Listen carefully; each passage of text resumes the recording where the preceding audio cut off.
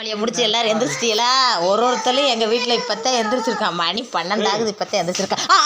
எதுக்கு சிமா அடிக்கிறீங்க லூஸ் சிமா? இங்கே பாருங்க, மழை எங்கள் ஊரில் மழையான மழை பெய்யுது. உங்கள் ஊரில் மழை பெய்யுதா? கமெண்ட் பாக்ஸில் சொல்லுங்க. நல்ல வேலை நேற்று தீபாவளிக்கு விட்டுருச்சுங்க மழை. நேற்று பேலை பார்த்துங்க, வெடியெல்லாம் வெடிங்க, புது துணியெல்லாம் போட்டு சொந்த வந்த வீட்டுக்கெல்லாம் போய் அன்பை பரிமாறிட்டு அப்படியே வீட்டுக்குள்ளேயே குன்னி படுத்துக்கங்கன்ட்டு இன்னைக்குன்னு வந்து மழை. மாடு வேறு மழையில் நினைதே.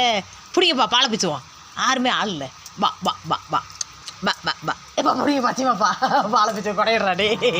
ஃப்ரீயாக பால் கிடச்சிரு. மாட்டு பால் பீச்சிருத்தே விட்டுருப்பா இருக்கேன், மடுவில் ஒன்றும் இல்லை.